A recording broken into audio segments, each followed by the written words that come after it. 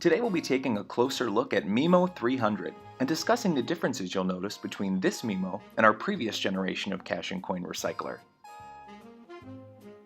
To begin, you'll notice that the right side cash portion of MIMO 300 has a slightly different body. The coin portion, however, remains exactly the same. MIMO 300's software also remains the same, so there's nothing new to learn there. MIMO 300 comes with new color-coded keys, which means keeping track of your materials is a lot easier. There's also a new built-in touchscreen and keypad, although the most notable improvement is probably MIMO 300's increased capacity and speed. The cash pocket now accommodates 300 notes at a time, compared to the previous generation's 120 note limit. The cassettes have been modified to store 2,200 to 2,500 notes each, depending upon the quality of the bills. Cassettes can only be placed into MIMO facing the correct direction. If your cassette won't go in, never try and force it. It probably just means you need to turn it around. Everything should always feel very easy. You'll notice the last cassette goes in facing the opposite direction. That might seem confusing at first, but just remember, if it isn't going in easily, try flipping the cassette around. The computer now lives in the upper portion of MIMO cache, locked behind the touchscreen. This section also houses the USB connections as well as your main power switch. MIMO 300 also has an integrated SMS program, which can now be accessed via the guidance button found directly below. The entire MIMO cache mechanism is behind the safe door, which means all cache jams now require access to the safe. Inside, MIMO cache is split into two sections. The upper, with the note path, is found above, and the lower houses the cassettes in the tray below. The cassette tray is also now protected by a lock to prevent the cassettes from being removed while the safe door is open. To access either of these sections once the safe door is open, you'll want to focus your attention on the green tabs. First, locate the green tab on the far left. Move this tab vertically to access either section. If you set it to show the word up, you'll be able to access the upper portion. Set it to show the word tray, and you can access the lower cassette tray. Once you've set the green tab on the left, you'll need to locate the two green tabs to the right. You'll notice there's an upper tab and a lower tab. Select whichever tab corresponds to the portion of MIMO cache you're trying to access, and just pull. The top tab is for upper portion, and the lower tab is for the cassette tray. Remember, if you're trying to access the cassette tray, you'll first need to insert the key that unlocks that section before you can start manipulating any of the green tabs. When you experience a cache jam, MIMO 300 still displays an error screen with diagrams and video assistance. When the entire upper note path is pulled out during troubleshooting, you'll notice many colored stickers, each labeled with letters and numbers.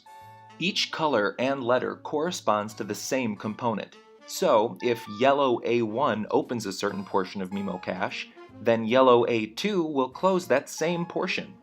If orange D1 makes a section drop down, then orange D2 will lift that section back up. For the most part, the 1s open certain modules, while the 2s close those same modules. When closing a component, you'll also hear a quick series of loud beeps, confirming that section is properly secured. Here's a closer look at some of those colored stickers. The reject and forced notes are now split between two separate cassettes, with the reject, or URJB, cassette enclosed in the upper portion behind the note path. To access the reject cassette, open MIMO cache and pull out the entire upper note path. In the back, you'll see a white sticker that says URJB Unlock, with an arrow pointing to an adjacent green tab. Push the tab towards the inside of MIMO. The reject cassette will pop out to allow access. The easiest way to remove this cassette is by traveling beneath the metal bar. You can also use this same method to place the URJB back into its slot properly. Force notes will still be sent to a separate cassette below.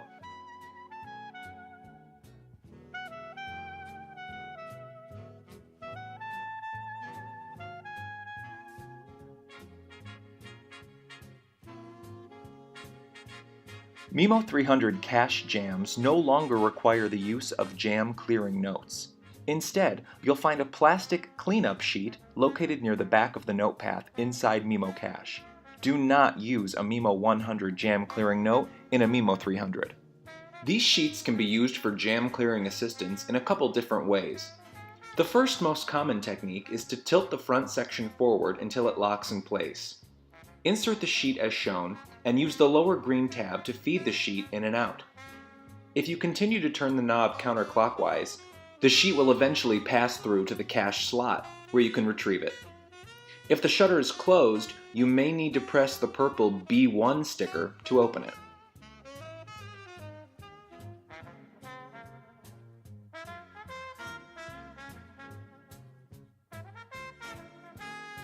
Another common method is to open the BID and place the clear-up sheet inside, lying flat.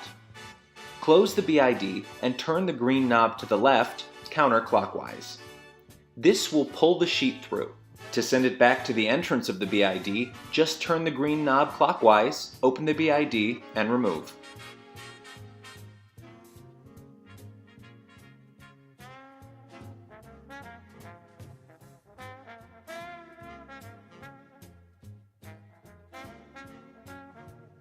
In the event that coin or debris is accidentally dropped into MIMO Cache, MIMO 300 also comes equipped with a small removable container below the cache pocket, which catches any foreign objects before they become problematic. To access this container, simply tilt the front portion of the upper section forward. Pinch the container's edges around the stickered section to release. Lower the container to pull out and remove any debris. Putting the container back in place is just as simple. That's all there is to it. MIMO still gives you full cache accountability, security, and speed. Stop losing time and start feeling confident with MIMO, Cache and Coin Recycling.